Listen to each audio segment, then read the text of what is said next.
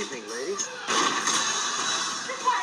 the hell are you people? My name is Hannibal King, and this little hellion right here is Abigail. Hello everybody, welcome back to Screenstars and welcome to my third Blade review, and it is for the 2004 third Blade film, Blade Trinity. The film is co-written and directed by David S. Goyer, and I believe this was his directorial debut. And it stars once again Wesley Snipes as Blade, Chris Christopherson as Whistler, we have Parker Posey, we have Ryan Reynolds, Dominic Purcell as Dracula, Jessica Biel, and Triple H, basically, Paul Levesque. Right, this time round, Blade is going one-on-one with the legendary Dracula. There are some vampires that unearth Dracula somewhere in the Middle East, bring him back to the US in the hope of taking out Blade. In the meantime, they set Blade up to take the fall for killing a civilian, well, a human. It's all caught on camera. He is then rescued by the Night Stalkers, Hannibal King, played by Ryan Reynolds, and Abigail Whistler, Whistler's daughter, played by Jessica Biel. This leads them to a head-on collision with Dracula and his cronies. Right, what are my thoughts on Blade Trinity? Well, I think it's fair to say that this film is not regarded very highly by many. There's a lot of reasons for that. Now, I'm not going to sugarcoat it. I don't think this is anywhere near as good as the first two Blade films. Do I think this is a complete and utter waste of everybody's time? No, there are some moments in this film. It is still, for the most part, really quite entertaining. But it just cannot stand up to the quality of the first two. I mean, they were both exceptional, Blade 1 and Blade 2. Now, there's a lot of reasons why this film was kind of doomed to failure, I suppose. It was a very troubled production for a lot of different reasons. Okay, you could speculate. David S. Goyer's his directorial debut.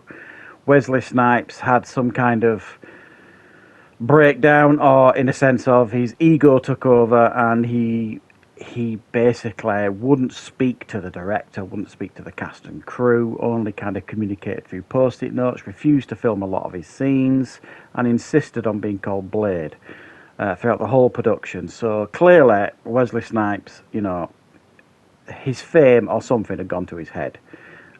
So it was a troubled production, and there is plenty of evidence out there from Patton Oswalt, Ryan Reynolds, and others being interviewed, basically saying that it wasn't a fun production. Even the director, David S. Goyer, said it was a really, really stressful process. So usually when you get a troubled production like that, it projects it onto the screen. You kind of get that vibe with the film, and that is exactly what happened here, really. It doesn't feel like it flows like the first two.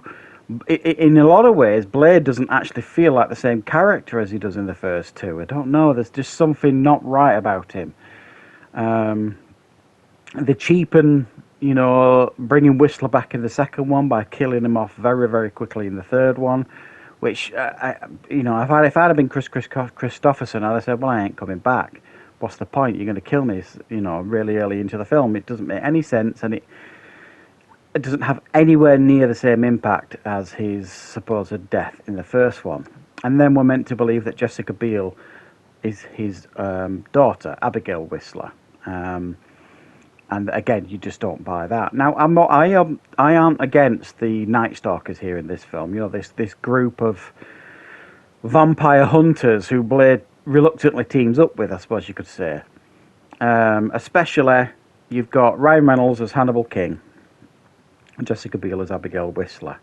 Now, the concept works, the idea works, the execution doesn't necessarily pay off. Now, one of my favourite things when I watched this for the first time was, in actual fact, Ryan Reynolds as Hannibal King. I didn't know much about Ryan Reynolds at the time. He'd done mostly comedies at this point. I think after this he did like the remake of the Amityville Horror.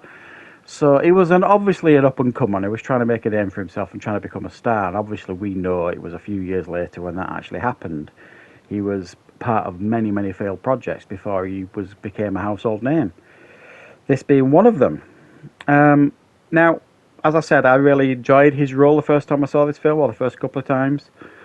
Now when you watch it, his performance, it feels odd. Because it's essentially Deadpool. In this Hannibal King role. It's very, very odd to watch Ryan Reynolds now in this film with his quips and his one-liners. For me, it just felt a bit odd, and it felt a bit cringy as well, to be honest. Jessica Biel, I thought, was fine as Abigail Whistler. They just don't give her any personality at all, really. She handles, I think, the action scenes like a champ. She's pretty good in them. I like some of the new gadgets that they get to use in this film. And then we're going to get to probably the biggest failing of this film, certainly in my opinion, and that is the portrayal of Dracula. I don't really have an issue with the casting of Dominic Purcell as Dracula. I thought it worked for the most part, and the scenes where it shows him like as this really feral creature in this armour and stuff. I mean, it looked pretty impressive. But his introduction to modern day society, it's handled so poorly. You know, you see him walking into like a Halloween store. I'm not being impressed with the Dracula merchandise, and then killing them in there, and then all of a sudden he's on board and he's ready to kill Blade, and you just kind of think, well, where's this coming from? And he seems massively underpowered, other than the fact that he can obviously move around in the day as well as Blade. You never really get the impression that he is any major threat to Blade. In fact, you get more of an impression of the Luke Goss character from Blade 2 being more of a threat than actual Dracula in the third one. I just thought they mishandled that, and I think they could have really made it so that he was just so overpowered that it took the three of them, and by that I mean Blade, Abigail Whistler, and Hannibal King, to team up to take him down. If they're going to call this film Blade Trinity, and they're going to turn it into like a trinity of characters, that would have made sense that they all kind of contributed to Dracula's downfall, and that's not what happened in the film. I suspect if that was presented to Wesley Snipes, he would have turned it down and says, no, I need to be the one that takes Dracula down. And then before you know it, like, the film's over. You know, just as we're introduced to the Night Stalkers, you know, the character that's blind with the daughter, who's like, you know, coming up with this new miracle cure to kind of kill all the vampires, and the other characters, you know, they're killed off. So you've no connection to them at all. So I think there's things in this film that really could have worked much, much better. And there, you know, there's some things that, you know, are still really quite entertaining. Now, saying all this, it sounds like I'm being overly critical. I don't mean to be. I did certainly enjoy huge aspects of this film. It's certainly it's not unwatchable. It's actually quite entertaining for the most part. It's just when you compare it to the excellence of the first two, it can only be described as a disappointment, I suppose, really. But I'm glad I revisited it. It's a few years since I've checked out Blade Trinity, because it's one of those that I've never had an affection for, because it just feels so distant from the first two. But, you know, it finishes off the trilogy. It would have been nice if we'd have got more, but obviously it kind of went off the rails a little bit for the third one. So let me know in the comments, what are your thoughts on Blade Trinity? And I will, of course, be back with plenty more reviews and content on the channel very, very soon.